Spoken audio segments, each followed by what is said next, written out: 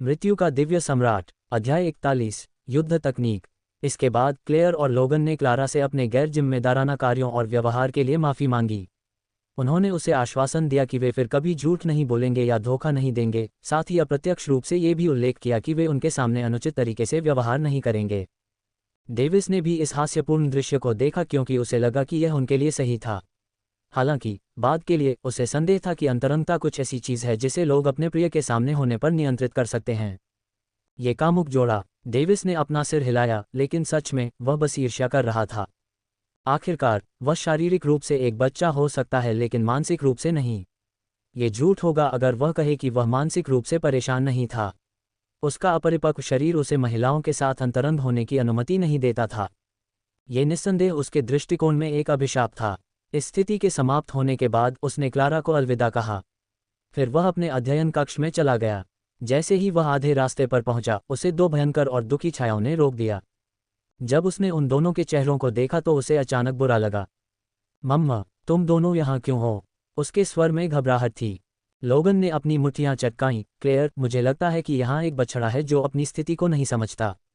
वह बदमाश सम्राट और महारानी का अपमान करने के लिए उसका कितना साहस है। क्लेयर ने कहा, वास्तव में वह नहीं जानती थी कि कैसे अशिष्ट व्यवहार करना है। डेविस ने एक कदम पीछे हटते हुए महसूस किया कि कुछ होने वाला है। आपको क्या लगता है कि हमें इस बदमाश के बारे में क्या करना चाहिए जो सोचता है कि वह बहुत होशियार है? मैं सोच रहा हूँ। क्लेयर के जवाब देने से ठीक पहले डेविस भाग गया। डेविस भागने की कोशिश कर रहा था और जब वह गलियारे के अंत में हॉलवे में था तो लोगन ने उसे उसकी गर्दन पर पकड़ लिया। क्लेयर, क्या मैं? लोगन मुस्कुराया। अनुमति दी गई। शट अप, डेविस ने मन ही मन चिल्लाया।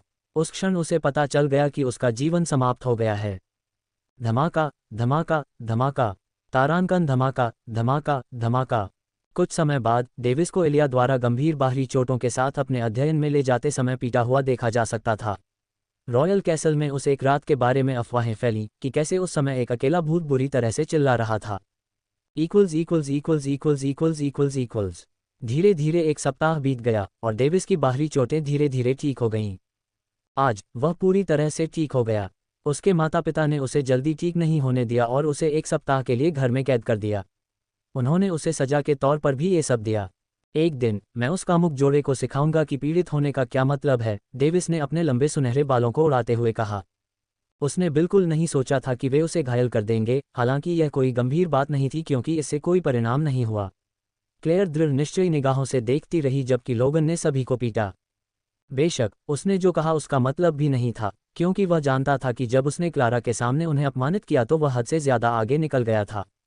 कौन जानता है, हो सकता है कि वे क्लारा के सामने एक दोषी अपराधी की तरह खड़े होने से शर्मिंदा महसूस करते हों। डेविस, चूंकि अब तुम पूरी तरह से ठीक हो चुके हो तो क्यों न हम रॉयल कैसल के आसपास टहलें, एलिया ने मीठी आवाज में कहा। वह अच्छी तरह जानती थी कि वह कैसे घायल हुआ, लेकिन जब उसने उसकी दुर्दशा सुनी तो वह केवल हंसी। वह वास्तव में एक दोस्त बन गई, और केवल दोस्त ही हंसते हैं जब उनके दोस्त किसी मूर्खतापूर्ण बात पर घायल हो जाते हैं। अच्छा विचार लगता है। डेविस ने स्ट्रेच किया और खड़ा हो गया। उसने अपने शरीर का व्यायाम किया और वार्म अप किया। अपनी चोटों को ठीक करने के दौरान वह स्टडी में रहा और कहीं बाहर नहीं गया क्योंकि वह ग्राउंडेड था और इससे उसका शरीर थोड़ा जंग खा गया था। इस समय केवल एलिया ही उसके साथ थी जो ज्यादातर उसकी चोटों का ख्याल रख रही थी। ठीक है, चलो। डेविस ने उसके हाथ पकड़कर उसे स्टडी से बाहर खींच लिया। फिर वह एलिया को साथ लेकर इंपीरियल लाइब्रेरी की ओर चल पड़ा ताकि उसे कुछ युद्ध तकनीक सिखा सके जो शायद उसके लिए उपयुक्त हो। जैसे ही वे लाइब्रेरी के सामने पहुंचे, उन्होंने लाइब्रेरियन ऑक्सफोर्ड को देखा। वे दोनों एक दूसरे का अभिवादन करते हैं और जैसे ही वह पास से गुजरता है उसे लाइब्रेरियन ऑक्सफोर्ड ने रोक लिया। राजकुमार, इंपीरियल लाइब्रेरी में नौकरानी लाना मना है, ऑक्सफोर्ड ने सीधे चेहरे से कहा और फिर कहा, भले ही वह आपकी निजी नौकरानी हो। लोरेट साम्राज्य के अतीत में नौकरानियां शाही सदस्यों से अनुग्रह प्राप्त करती थीं और कभी कभी अराजकता का कारण बनती थीं, और इस कारण से इंपीरियल लाइब्रेरी में उनका प्रवेश पूरी तरह से रद्द कर दिया गया था। इसके अलावा स्थिति का मामला भी विचारणीय था, इसलिए नौकरानियों की कोई बात नहीं सुनी जाती थी और वे पूरी तरह से दमित अस्तित्व थीं। डेविस ने अपनी आंखें सिकोड़ लीं।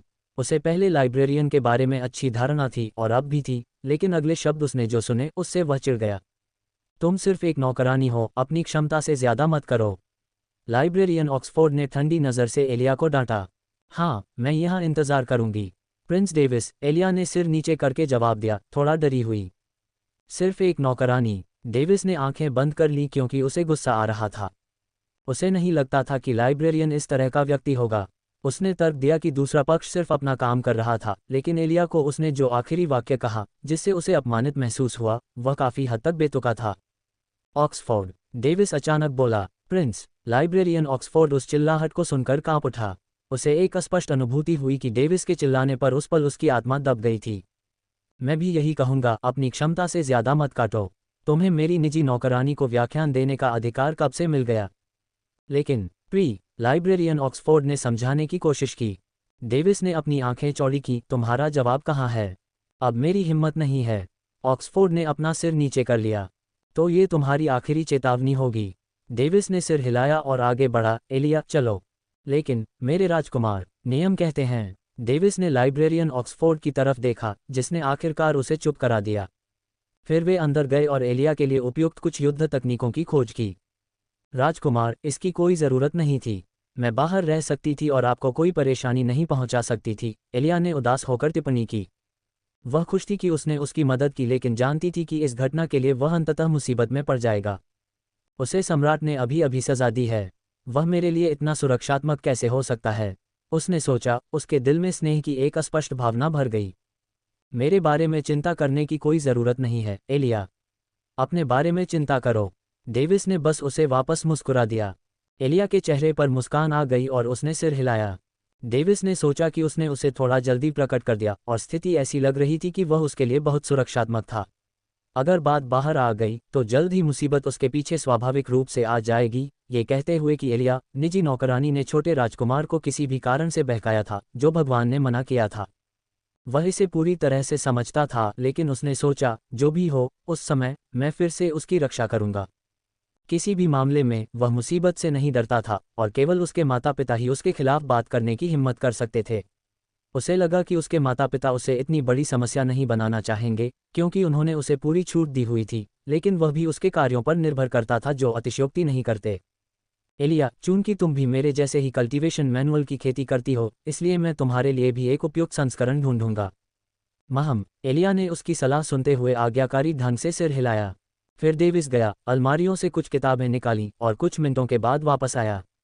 सबसे पहले, ये सभी युद्ध तकनीकों की प्रतियां हैं जिनका मैं प्रशिक्षण लेता हूं, लेकिन वास्तव में मैं इन सभी का प्रशिक्षण पहले ही पूरा कर चुका हूं।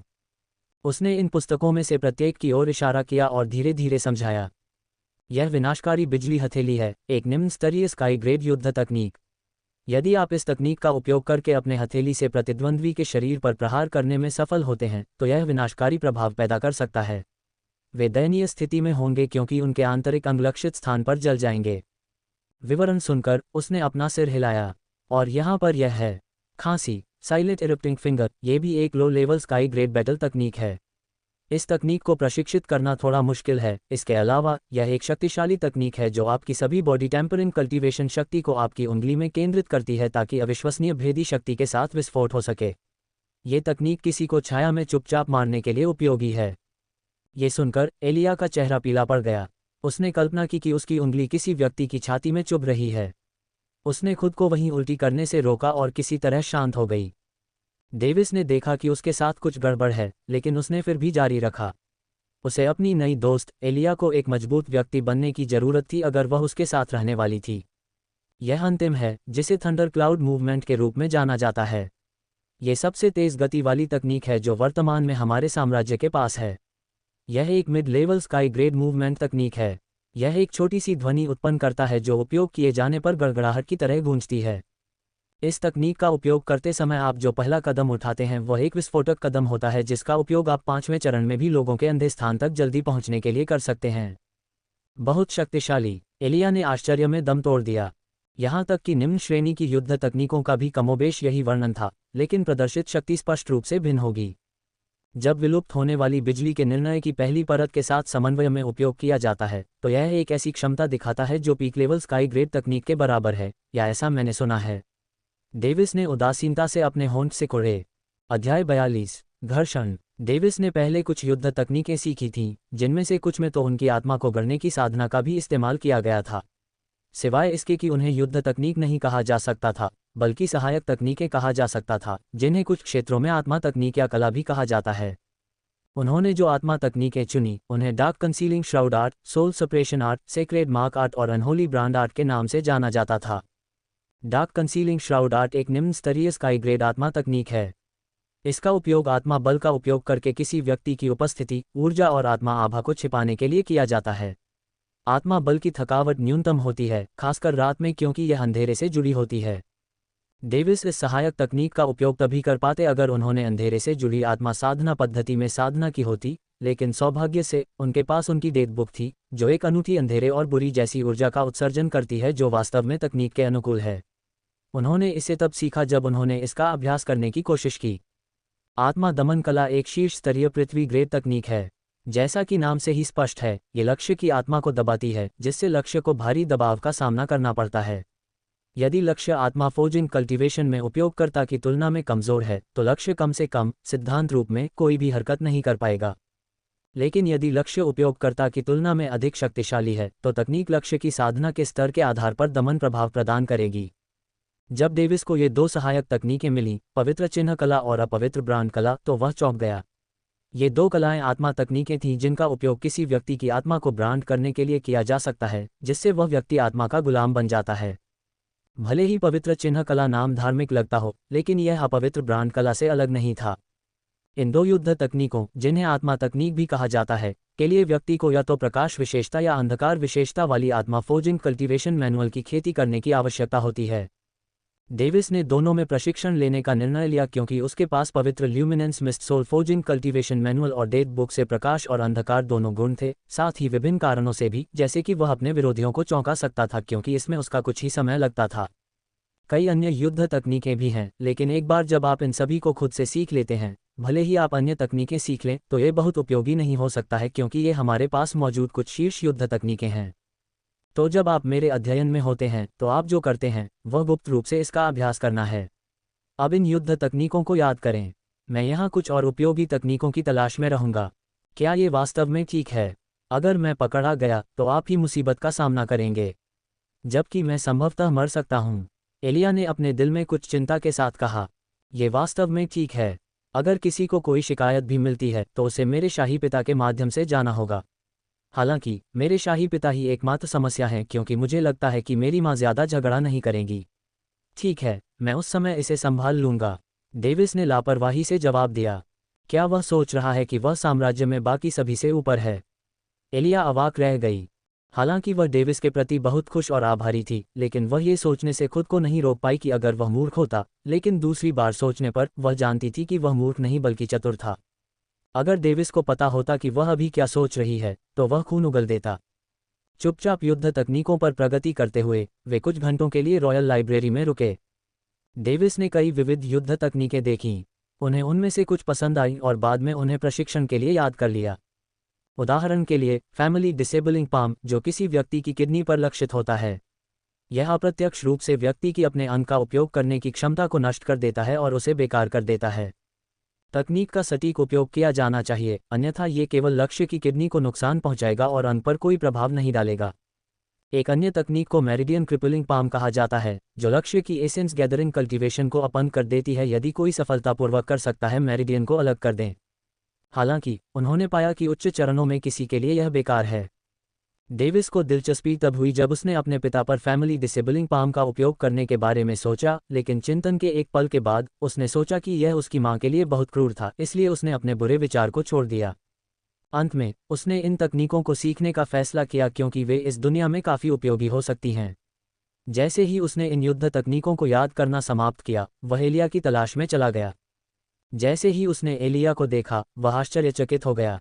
भाई ने तुम्हें यहाँ सीखने के लिए कहा था, तुम कहती हो? एक प्यारी सी आवाज़ गूंजी।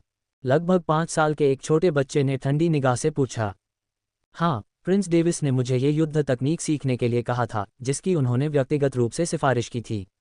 एलिया ने डेविस के आने का इंतजार करते हुए बाएं और दाएं देखा।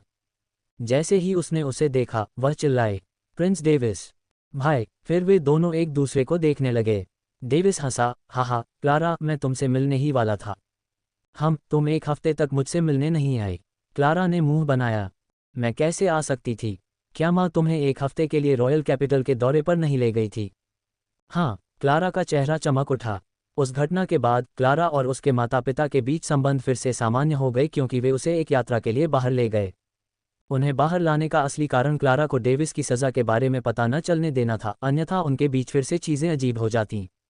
डेविस ने भी क्लारा को इस बारे में नहीं बताया क्योंकि उसे अपनी मां क्लेयर के साथ मौन सहमति थी। वह समस्याएं भी नहीं पैदा करना चाहता था। अच्छा, आओ मैं तुम्हें अपनी निजी नौकरानी एलिया से मिलवाता हूँ। डेविस ने उसके सिर पर थपथपाया। एलिया, ये पहली राजकुमारी क्लारा लोरेट मेरी छोटी बहन है। एलिया पहली राजकुमारी को अपना सम्मान देती है। उसने विनम्रतापूर्वक सिर झुकाया और मुस्कुराए। निजी नौकरानी, कोई आश्चर्य नहीं कि वह कहेगी कि आपने उसे यहाँ सीखने के लिए कहा था। क्लारा ने समझ में अपना सिर हिलाया। लेकिन इसका मतलब यह नहीं है कि एक साधारण नौकरानी हमारी स्काई ग्रेड बैटल तकनीक सीख सकती है। कैसल लाइब्रेरी में कदम रखना तो दूर की बात है। और जिस तरह से वह आपको प्रिंस डेविस कहती है, ऐसा लगता है जैसे वह अभिनय कर रही है। क्लारा ने अपनी आंखें सिकोड़ लीं और एलिया को ऐसे देखा जैसे कोई बाज अपने शिकार पर नजर रखता है। एलिया की मुस्कान जम गई। एक सेकंड बाद उसने मदद के लिए डेविस की ओर देखा। इतनी सटीकता, मेरी छोटी बहन थोड़ी डरावनी है। डेविस ने पलकें झपकाईं। उसने उसे सिर्फ एक बार कहते हुए सुना, लेकिन उसमें धोखे को पहचान लिया। हाँ, वह मेरी बहन है। ईमानदारी से कहूँ तो तुम में जासूस बनने की क्षमता है, लेकिन मैं अभी इस बारे में बात नहीं करूंगी। तुम देखो, एलिया मेरी दोस्त है और वह मुझे डेविस बुलाती है। एक दोस्त, नौकरानी नहीं। क्लारा भ्रमित हो गई। डेविस खांसते हुए बोला, दोनों? क्या, कौन सा पहले है? क्लारा ने एलिया की ओर देखा और गुस्से से पूछा। ओह, मैं नौकरानी हूँ, फिर दोस्त? एलिया ने सच्चाई से जवाब दिया। उसे कुछ पता नहीं था, लेकिन उसने सोचा कि उसे इस व्यक्ति से झूठ नहीं बोलना चाहिए क्योंकि डेविस ईमानदार लग रहा था। भाई, उसने तुम्हें बहकाया। क्लारा चिल्लाई और डेविस के सामने खड़ी हो गई और उसे एलिया से दूर कर दिया। क्या यह उल्टा नहीं है? एलिया अंदर ही अंदर रो रही थी जबकि डेविस ने अपना चेहरा थपथपाया। ये सिर दर्द होने वाला है। उसने सोचा, क्लारा, मैंने ही एलिया से कहा था कि वह मुझे डेविस कहे। मैं चाहता था कि वह मेरी दोस्त बने। आप देखिए, कोई राजघराना नौकरानी से दोस्ती करने के लिए खुद को कैसे नीचा दिखा सकता है। भाई, यह नरिशंस और शर्मनाक है। क्लारा ने पीछे देखा और गुस्से से चिल्लाई, हालांकि यह अभी भी प्यारा लग रहा था। एलिया ने शर्म से अपना सिर नीचे कर लिया। आखिरकार, उसकी आधिकारिक पहचान अभी भी एक नौकरानी थी। वह इसके बारे में कुछ नहीं कर सकती थी। एक निजी नौकरानी के रूप में मेरा जीवन समाप्त होने वाला है, शायद मेरा जीवन भी। एलिया ने अपने चेहरे पर एक उदास भाव के साथ सोचा। डर था कि अब जब रहस्य खुल गया है तो उसे छोड़ दिया जाएगा। अध्याय 43, मौका। डेविस छोटी क्लारा के चिल्लाने से नाराज नहीं हो सका क्योंकि यह बिल्कुल प्यारा और उचित लग रहा था। खैर, वह उसे दोष नहीं दे सकता था क्योंकि वह समझ गया था कि वह अपनी मां के साथ शाही राजधानी के चारों ओर घूम रही थी, शायद आम लोगों को नीची नज़र से देख रही थी। लगता है कि मुझे उसे भविष्य में बहुत कुछ सिखाना है। क्लारा, उसने उसका ध्यान आकर्षित करने के लिए चिल्लाया। भाई, तुम अपने आप को कैसे समझाओगे? क्लारा ने अपने चेहरे पर एक हताश भाव के साथ पूछा। उसे लगा कि वह सही थी। तुम कहती हो कि राजघराने को नौकरानी से दोस्ती नहीं करनी चाहिए, तो फिर तुम क्या सोचती हो कि राजघराना क्या है? डेविस ने शांति से पूछा। मुझसे सवाल मत करो, मैं जानता हूं कि मैं सही हूं। क्लारा ने भौहें सिकुड़ी। उसके दिल में बेचैनी की भावना भर गई। क्या ये हो सकता है कि मैं गलत हूं? जिस तरह से उसके भाई ने ये कहा, उससे उसे ऐसा महसूस हुआ। बस जवाब दो। डेविस ने भौहें सिकोड़ते हुए उसे घूर कर देखा। ओह, राजघराने में उच्च रक्त और अपार शक्ति होती है। आम लोग और यहाँ तक कि कुलीन लोग भी हमसे बहुत नीचे हैं। क्लारा ने धीरे से उत्तर दिया क्योंकि उसने अपने भाई का ये रूप पहले कभी नहीं देखा था। वह थोड़ी चिंतित हो गई। तो क्या तुम खुद को हमारी तरह की स्थिति के बिना किसी अन्य व्यक्ति की तुलना में उच्च और अधिक अभिमानी समझती हो? वह चुप रही और फिर विनम्रतापूर्वक अपना सिर हिलाया। तो चलो मैं तुम्हें एक सबक सिखाता हूँ। डेविस ने अपना सिर हिलाया। क्लारा ने किताब में लिखी हर बात को शाब्दिक अर्थ में लिया, इसलिए जब तक कोई उसे समझा न दे, उसे दोष नहीं दिया जा सकता। तुम्हें लगता है कि कम स्थिति वाले व्यक्ति से दोस्ती करना तुम्हारी गरिमा के खिलाफ है? उसने फिर से अपना सिर हिलाया। तारांकन, क्लारा, क्या होगा अगर मैं कहूं कि 1 अरब से ज्यादा लोग हैं जो हमसे कहीं ज्यादा ताकतवर हैं, हमसे ज्यादा शक्तिशाली वंश रखते हैं, लेकिन फिर भी उन्हें आम लोगों में गिना जाता है? क्या? इस बार क्लारा और एलिया दोनों ही हैरान थे। भाई, तुम्हें ये कैसे पता? क्लारा ने सिर हिलाया। उसे यकीन नहीं हुआ, लेकिन उसकी आंखों ने कहा कि असंभव सच था। वह सोचने से पहले रुक गया। मैं यह नहीं कह सकता कि यह जियानिक्सिया उपन्यास का सामान्य टेम्पलेट है न? हमेशा एक व्यक्ति के ऊपर एक व्यक्ति होता है, एक शिखर के ऊपर एक शिखर, स्वर्ग के ऊपर स्वर्ग, डेविस ने गहराई से उत्तर दिया। जहां तक हम जानते हैं, हमारा महाद्वीप सीलबंद है। इसलिए भले ही हमारे पास बहुत सारे संसाधन हो, लेकिन यह शायद बाहरी दुनिया के कचरे के समान ही है। एलिया और क्लारा ने अपने मुंह से ओ आकार बनाया, जो इस बात का प्रतीक था कि वे बहुत ही अचंभित थे। तो क्लारा, क्या तुम अब भी खुद को राजसी महसूस करती हो, ये जानते हुए भी कि इस अज्ञात दुनिया में अरबों सामान्य साधक हैं जो हमसे ज्यादा शक्तिशाली हैं? डेविस ने उसे तीखी नज़र से देखा। क्लारा ने जल्दी से अपना सिर हिलाया। तो आपको क्या लगता है कि दोस्त चुनने के लिए क्या मापदंड हैं? अगर हमारे बीच अनुकूलता ज्यादा है तो हम दोस्त बन सकते हैं। तुम्हें याद है कि मैंने पहले क्या सिखाया था? बहुत बढ़िया। तो एलिया और मेरे बीच अच्छी अनुकूलता है। क्या अब तुम्हें लगता है कि हम दोस्त बन सकते हैं, भले ही मैं राजघराने से हूं और वह आम है? क्लारा ने एलिया को देखा और फिर अपनी नज़र अपने भाई पर घुमाई। फिर उसने अपना सिर हिलाया। एलिया अंदर से हैरान हो गई। उसने निष्कर्ष निकाला कि डेविस किसी तरह अपनी छोटी बहन का दिमाग धोने में कामयाब हो गया था। बिल्कुल सही, तो तुम एलिया के साथ भी दोस्त बन सकते हो? हाँ, दोस्त? क्लारा ने उत्सुकता से पूछा। मेरी सबसे पहली दोस्त? हाँ, हम उसके साथ दोस्त बन सकते हैं, और हम दोनों का पहला दोस्त एक ही होगा।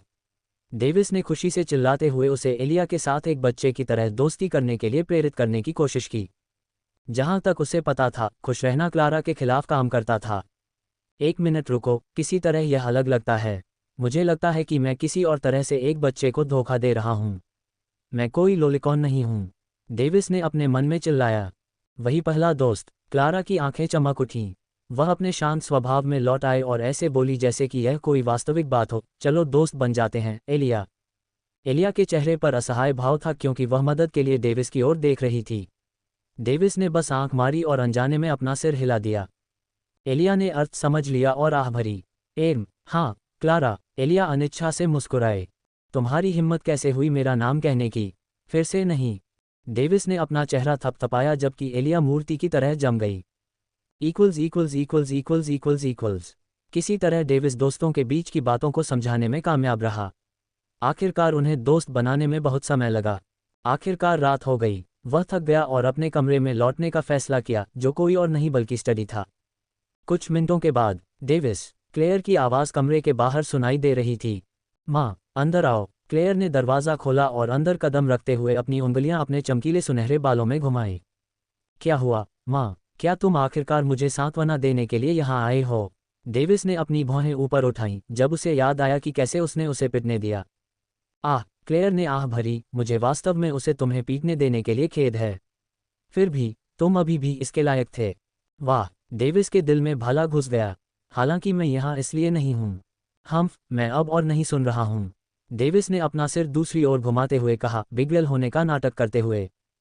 क्लेयर ने दुखी होकर अपना सिर हिलाया। ठीक है, तुम्हारी माँ को सच में खेद है। मैं माफ़ी मांगती हूँ, ठीक है। उसने उसका चेहरा दबाया और उसके गालों पर चूमा। डेविस मुस्कुराया और अपना सिर हिलाया। मैं सुनूंगा। क्लेयर ने मुस्कुराते हुए कहा, आपके पिता कुछ दिनों में किसी काम से रॉयल कैपिटल से बाहर जा रहे हैं। मैंने सुना है कि यह अल्फ्रेड किंगडम में एक नए राजा के राज्याभिषेक के लिए है। आमतौर पर एक सम्राट को केवल एक राज्य के लिए बाहर जाने की ज़रूरत नहीं होती है, लेकिन चूंकि यह हमारे अधिकार क्षेत्र में था और हमने युद्ध के दौरान उन्हें निराश किया, इसलिए उन्हें कम से कम कुछ ईमानदारी तो दिखानी ही होगी। मैं समझती हूँ। हमारे पिता कितने दिन के लिए चले जाएंगे? जहाँ तक मुझे पता है, यह 1 महीने से लेकर 3 महीने तक हो सकता है। क्लेयर ने कंधे उचका दिए। यह मेरे लिए रॉयल कैसल से चुपके से बाहर निकलने का एकदम सही मौका हो सकता है। डेविस ने उत्साह से सोचा, लेकिन उसके चेहरे पर एक शांत भाव था। महम, उसने अपना सिर हिलाया। और कुछ? डेविस ने जोड़ा।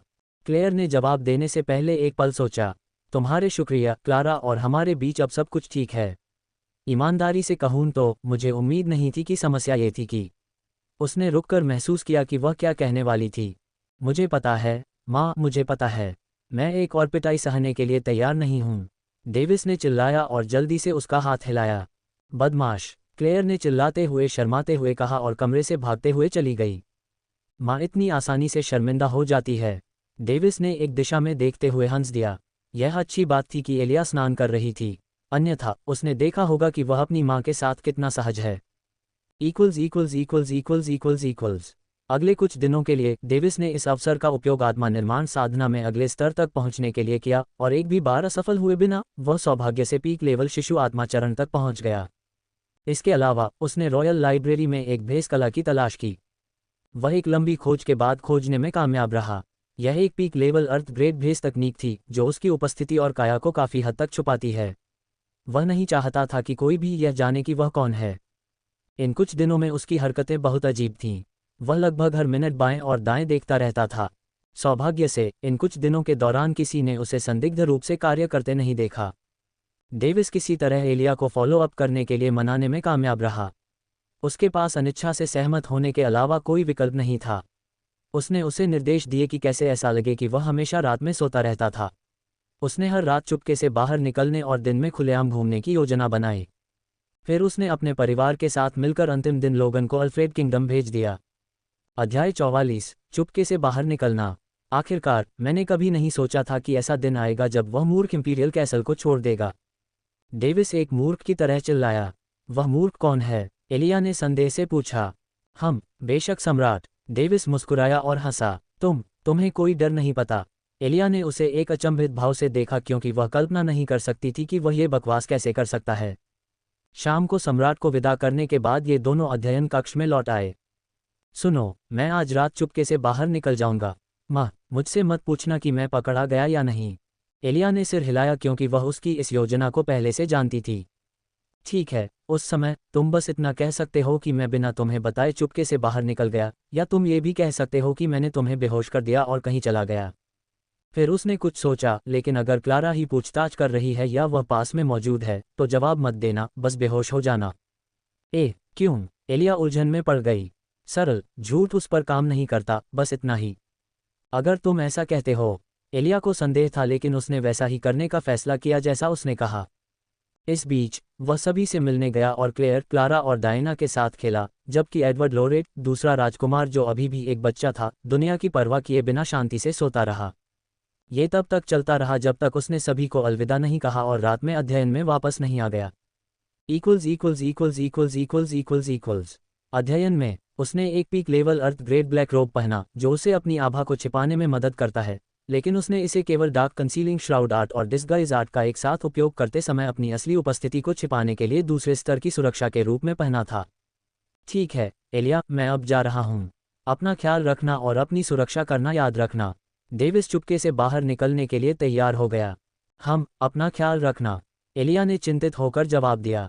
डेविस ने सिर हिलाया और चला गया। वह बाहर निकलते समय जितना संभव हो सके उतना चुप रहा, भले ही जब वह अपनी डार्क कंसीलिंग श्राउड आर्ट का उपयोग कर रहा था, जो रात में बहुत प्रभावी थी, तो ऐसी गोपनीयता की आवश्यकता नहीं थी। उसे इन कुछ दिनों के दौरान गार्ड की गश्त की दिनचर्या याद थी, इसलिए वह बाहर निकलते समय लोगों से बचने में सक्षम था। वह इंपीरियल कैसल से बाहर नहीं कूदा क्योंकि उसे डर था कि वह संभवतः एक डिटेक्शन फॉर्मेशन को ट्रिगर कर सकता है जो अलार्म बजाता है।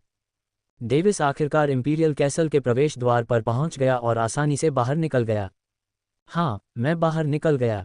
एक खामोश दहाड़ के साथ वह सड़कों पर चला गया। उसने अपने बाएं और दाएं देखा और उन इमारतों को देखा जो उसके पैरों को उन पर कदम रखने के लिए बुला रही थीं। हालांकि उसने इमारत के ऊपर दौड़ने की हिम्मत नहीं की, उसे डर था कि वह एक फॉर्मेशन को ट्रिगर कर सकता है। हालांकि वह वास्तव में ऐसा करना चाहता था क्योंकि उसने जो भी काल्पनिक चरित्र पढ़ा था उसने कम से कम एक बार ऐसा किया था। ऐसी बाधा, मैं शायद शुरुआती गांव में ऐसा कर सकता था। डेविस ने दुखी होकर याद किया। सड़कों पर बहुत सारे लोग घूम रहे थे। रात में भी लोग काफ़ी सक्रिय थे क्योंकि साधकों को पहले से ही बहुत ज़्यादा नींद की ज़रूरत नहीं थी। साधकों के लिए नींद सिर्फ एक विलासिता थी जब तक कि वे थक न जाएं। क्या मुझे एवलिन से मिलना चाहिए? 1 साल हो गया है। नहीं नहीं नहीं, शायद मुझे उससे चुपके से मिलना चाहिए। किसी तरह उसे लगा कि इस अकेली रात में उसका कोई चक्कर चल रहा है। डेविस ने अपना सिर हिलाया और सोचा, हाँ, उससे सार्वजनिक रूप से बात करना मुश्किल है। अगर मैं उससे अकेले में बात नहीं करूंगा तो उससे सही जवाब पाना काफ़ी मुश्किल होगा। इस तरह से तर्क करते हुए वह सड़कों से निकलकर कॉल्डन फैमिली मैनर की ओर चल पड़ा क्योंकि उसे पता था कि वह इस समय कॉल्डन पिल स्टोर में उसे नहीं ढूंढ पाएगा। भले ही वह कॉल्डन पिल स्टोर तक पहुंच गया हो, लेकिन उसे पता था कि वह पकड़ा जाएगा क्योंकि वह एक गठन को ट्रिगर करेगा या संभवतः कॉल्डन एम्पोरियम में चुपके से प्रवेश करते समय एक विशेषज्ञ द्वारा पकड़ा जाएगा। वह कॉल्डन फैमिली मैनर में पहुंचा और उससे एक निश्चित दूरी बनाए रखी। यह एक चीनी शैली का मनो जैसा दिखता था। उसने कमोबेश अनुमान लगाया कि यह ऐसा ही होगा क्योंकि एवलिन ने एक चोंगसम पहना था। मैं आया तो था, लेकिन अब मैं उसे कैसे बताऊं कि मैं यहाँ हूँ। उसे कुछ पता नहीं था, इसलिए उसने जागीर का चक्कर लगाया। उम्मीद थी कि वह खिड़की या किसी और चीज़ से उसे देख लेगा। उसने अपनी आत्मा की शक्ति का इस्तेमाल नहीं किया, उसे डर था कि कहीं कोई विशेषज्ञ उसे पकड़ न ले। यहाँ तक कि पहरेदार भी नियमित रूप से आंगनों और बाहरी सड़कों पर गश्त करते थे, जिससे उसके लिए जागीर में प्रवेश करना भी मुश्किल हो जाता था। आखिरकार यह कोई और नहीं बल्कि कॉल्डन फैमिली जागीर थी, एक कुलीन परिवार की जागीर। वह इधर उधर घूमता रहा और बहुत देर तक इंतजार करता रहा, लेकिन फिर भी वह नहीं ढूंढ पाया या अनुमान नहीं लगा पाया कि वह किस कमरे में है। डेविस ने झल्लाहट में अपनी आंखें सिकोड़ लीं, उसे लगा कि वह आज उससे नहीं मिल पाएगा, कम से कम बिना सोचे समझे योजना के तो नहीं, क्योंकि वह पकड़ा नहीं जा सकता था। अन्यथा वह सिर्फ अपने शाही परिवार को अपमानित कर रहा होगा। उसने बस आह भरी और वहां से चला गया। जब वह चला गया तो खिड़की से बाहर झांकता हुआ एक सुंदर अकेला सिल्हूट दिखाई दिया और वह नज़र ऊंचे रॉयल कैसल की ओर थी। खिड़की बंद होने से पहले उस सिल्हूट से एक आह निकल गई। Equals equals equals equals equals equals. Davis अपना सिर नीचे करके सड़कों पर घूम रहा था, ये सोचते हुए कि वह अपने दिन का आनंद लेने के लिए और क्या कर सकता है, जब वह एक गली में प्रवेश कर रहा था। हालांकि ठीक है, तुम कमीनों बाहर आना चाहोगे। उसे एक अस्पष्ट सा एहसास हुआ कि इंपीरियल कैसल से निकलने के तुरंत बाद उसका पीछा किया जा रहा था, लेकिन फिर उसने इसे रात के दौरान अपनी असुरक्षा के रूप में लिया। लेकिन जब वह कॉल्डन फैमिली मैनर का चक्कर लगा रहा था तो यह एहसास और भी मजबूत होता जा रहा था। एक पल की खामोशी के बाद एक अजीब सी हंसी की आवाज़ आई। तुम वाकई समझदार हो, लेकिन तुम बिना किसी गठन को ट्रिगर किए इंपीरियल कैसल से कैसे बाहर निकल गए भाई? क्या तुम एक विशेषज्ञ हत्यारे हो? गली में दो आकृतियां दिखाई दी, दोनों ने काले वस्त्र पहने हुए थे। शायद आप दोनों कौन हैं? डेविस ने चुपके से उन पर अपनी आत्मा की भावना का इस्तेमाल करते हुए मुस्कुराया, लेकिन वह चौंक गया, उसकी अभिव्यक्ति थोड़ी बदल गई।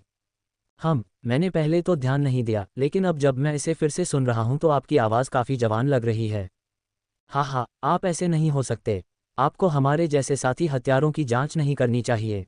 अगर हम ऐसा करेंगे तो हम इस क्षेत्र में जीवित नहीं रह पाएंगे। उन्होंने खुलेआम अपने हथियार निकाले और उन्हें आक्रामक मुद्राओं के साथ लहराया। अब भाई, हम इस मामले को छोड़ सकते हैं यदि आप हमें इंपीरियल कैसल के गठन को बाईपास करने का तरीका बताने का वादा करते हैं। आप क्या कहते हैं? अच्छा सौदा है न? डेविस जानता था कि वे ऐसा क्यों पूछेंगे, क्योंकि वे बकवास बंद करो, केस फॉनविन और कूपर हॉकवुड। क्या तुम रिपोर्ट करना चाहते हो? मैं बस यही कहना चाहता था। डेविस ने मन ही मन मुस्कुराया, जबकि उसकी अभिव्यक्ति सहज थी। दोनों छायाएं चुप हो गईं क्योंकि वे अभी अवाक थे। ये दोनों ही वही कुलीन परिवार के मुखिया थे जिन्होंने विद्रोहियों का नेतृत्व किया और किसी तरह विद्रोहियों के सफाये से बच निकलने में कामयाब रहे। बच्चा, मुझे नहीं पता कि तुमने हमारी पहचान कैसे पता कर ली। अब हम विदा लेते हैं। केस फॉनवेन पीछे हट गया क्योंकि उसे लगा कि इस आदमी के खिलाफ जाना बुद्धिमानी नहीं है, जो भेष बदलने के बाद भी उन्हें पहचान सकता है। और तुम्हें क्या लगता है कि तुम दोनों कहाँ जा रहे हो?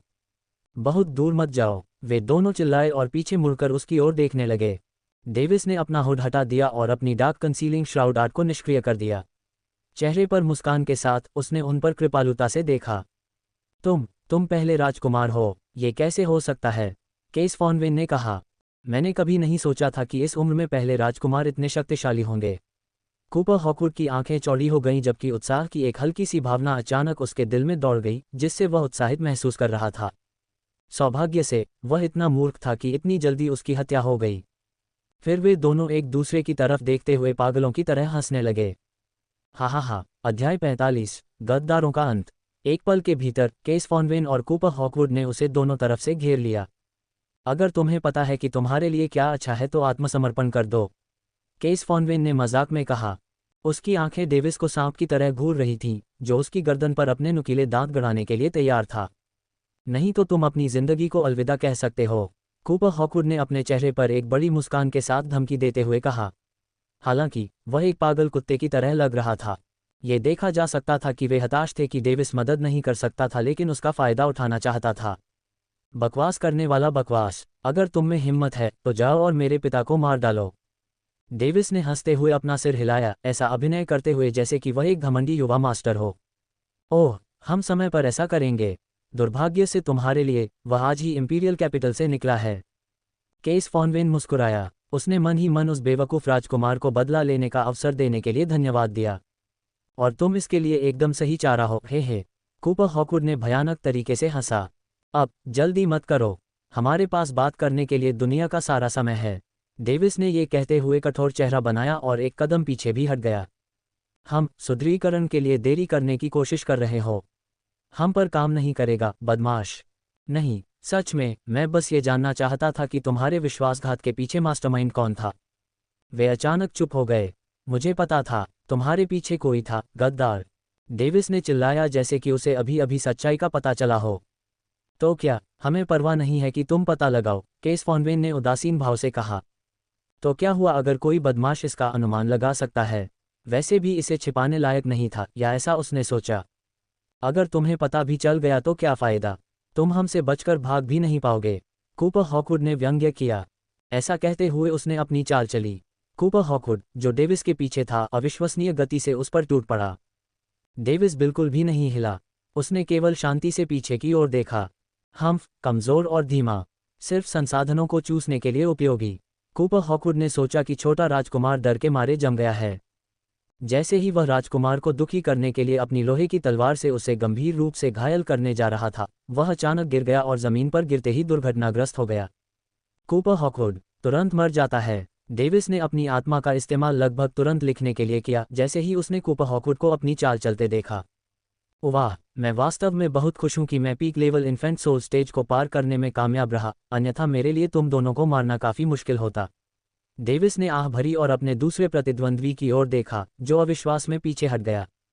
तुम कौन हो? तुम पहले राजकुमार नहीं हो। केस फॉनवेन ने डर के मारे अपना हथियार गिरा दिया।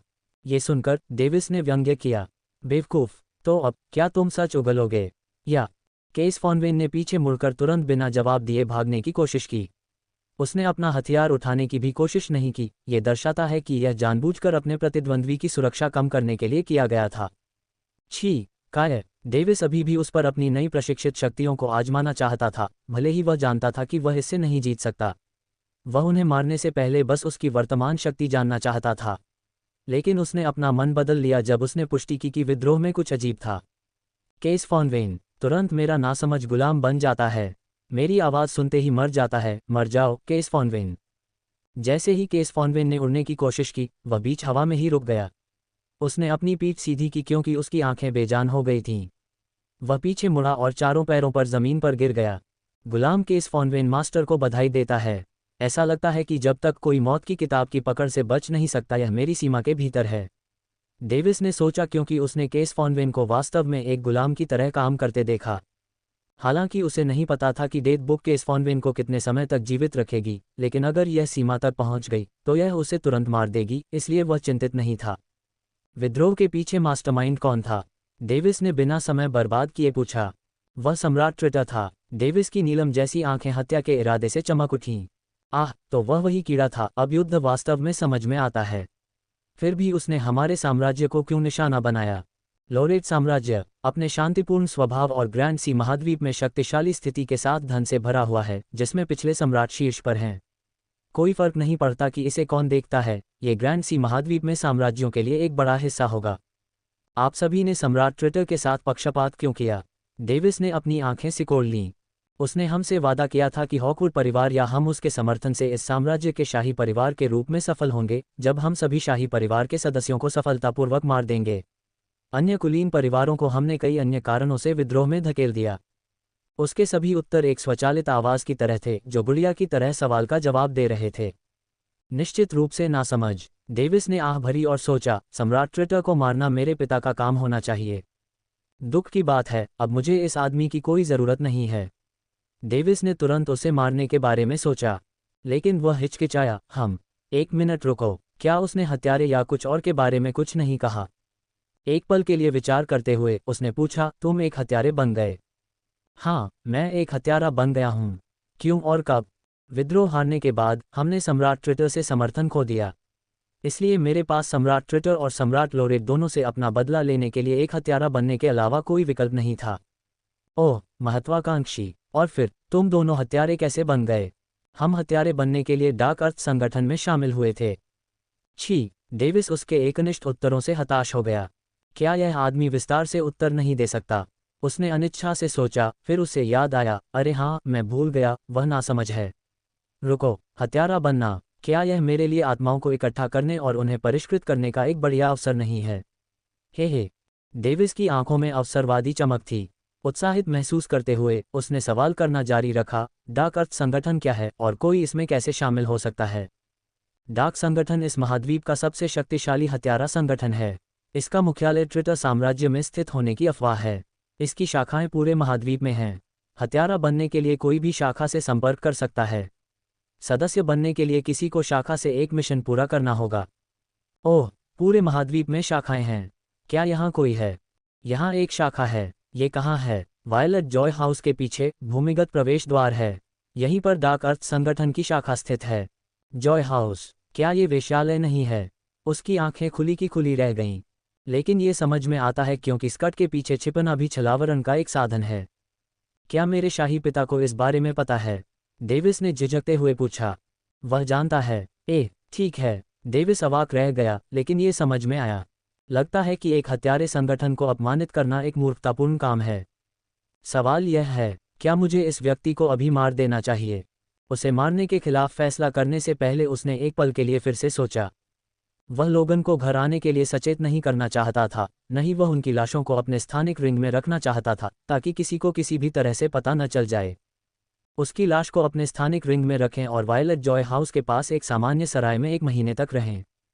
हाँ, केस फॉनवेन ने कूपर हॉकवुड की लाश को स्टोर करना शुरू किया। और ओह, वायलेट जॉय हाउस फिर कहाँ है? डेविस ने यह पूछने पर एक अजीबोगरीब अभिव्यक्ति की। केस फॉनवेन की अभिव्यक्ति नहीं बदली। उसने एक नीरस आवाज में स्थान समझाया और डेविस के आदेश पर चला गया। डेविस ने आलस्य नहीं किया और रेड लाइट डिस्ट्रिक्ट की ओर चल पड़ा। इस बार उसने अपने डार्क कंसीलिंग श्राउड आर्ट को सक्रिय करते हुए खुद को एक छोटे बूढ़े व्यक्ति के रूप में प्रच्छन्न किया। शब्दों में वर्णन नहीं किया जा सकता कि रेड लाइट डिस्ट्रिक्ट में पहुंचने के बाद उसे कैसा महसूस हुआ। डेविस ने अपनी लार निगल ली और चारों ओर देखा। वह पारदर्शी और ढीले कपड़ों में कई महिलाओं को देख सकता था। वे सभी कम कपड़ों में थीं और इस सड़क पर एक प्रकार का आकर्षण जोड़ रही थीं।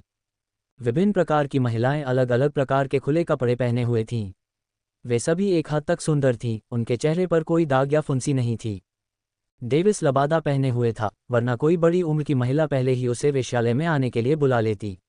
क्या वे किसी सौंदर्य तकनीक का प्रशिक्षण लेती हैं? डेविस ने उन महिलाओं को घूरते हुए सोचा। वे सभी कमोबेश खूबसूरत थीं। उसे लगा कि वे अमीर परिवारों से हो सकती हैं।